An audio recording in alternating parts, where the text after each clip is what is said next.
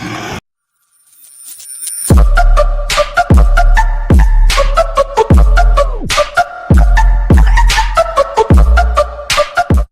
guys, it's Slushy, and today we're going to be taking a look at the Insidious franchise. So we've done Halloween, we've done Friday the 13th, we've done Chucky, we've done The Conjuring. Now we need to go and do Insidious because it's like the next one of my favorite ghost, demon, paranormal type of movies. So let's just jump into it now. I have the 4 movie collection rather than buying them all individually. And I also have Insidious: The Last Key individual. The only one that I have I have 2 copies for this one, so obviously. But I love this one because I get special features. You don't get any special features in these. You just get the movies. They actually have them organized in the timeline for you. But anyway, how do I rank the 4 Insidious movies? So let's get it going. And by the way, I want to clarify this. None of these movies are bad, in my opinion. So it's not like me saying that one's worse than the other. It's simply because I'm ranking them. It's like that's all. I have nothing but good to say about these films. So when I rank them, don't think it's like there's something wrong with these movies. I actually love every single one of them, and I would give every one of them a 9 out of 10. But so coming in at my number 4 is Insidious 2. So Insidious 2 is a very cool follow-up to the original Insidious, and it continues it expertly. They do it perfectly, continuing as if it's the same time period, right after the events of the first movie, which, as you know, these films are done backwards. So, like, for example, let me open this up so I can show you. They have the timeline out for you. So first is Insidious 3, then Last Key, then Insidious 2, obviously. And if you haven't seen them, I'm not going to say anything about them in case no one has seen all the Insidious movies, but Insidious 2 is a very cool movie, and it continues the first one very expertly, and I love it for that. So it's my number 4. nothing but good to say about it. Coming in at my number 3 is the original Insidious. Now, a lot of people feel like the original is always, the top one. It's a great movie still. Like, once again, same thing. Nothing but good to say about it. It's just the other movies I have more of a love for in a way. Nothing but good to say about these films though.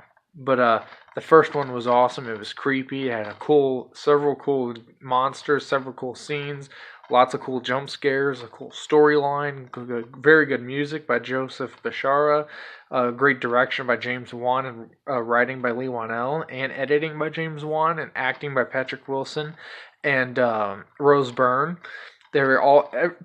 Everything about it is amazing, and they also return. Rose Byrne also returns for Insidious 2. So, yeah, that's all. She's also a shining point of Insidious 2, by the way. I think I failed to mention that.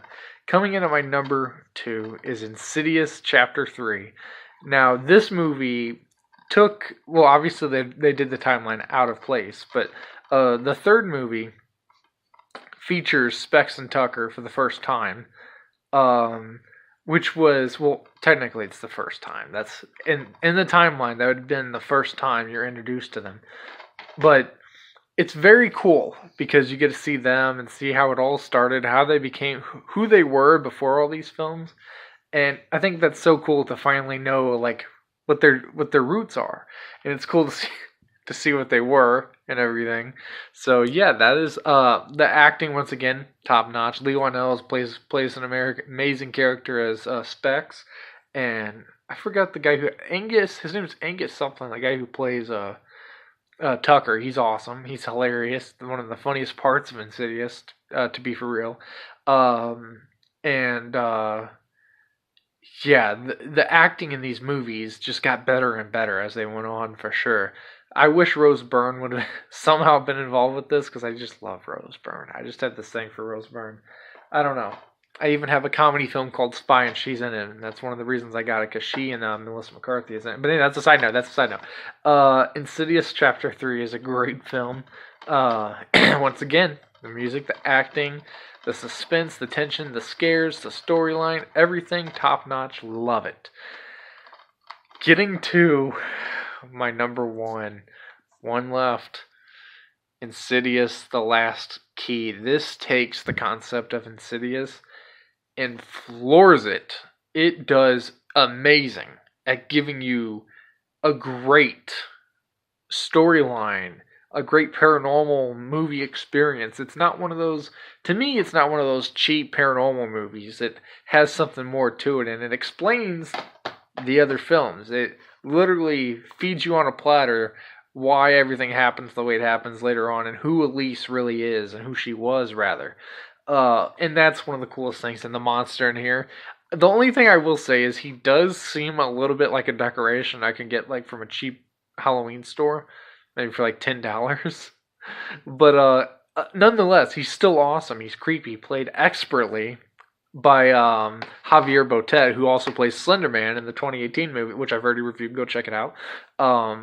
He does great stuff, and he also played Mama, and he also played the leper in the new It, and he played the Crooked Man in Conjuring 2. He's a very busy guy, very busy guy.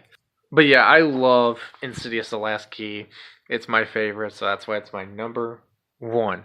So yeah, I hope you guys enjoyed this Insidious movie ranking or series ranking. And hit like, subscribe. Let me know what your favorite Insidious movie is. Do you agree with me? Do you have another opinion? Just go ahead and rank them in the comments below for yourself. And yeah, do you want another Insidious movie, or should they just leave it alone at 4? Let me know down below, and I'll see you in the next one.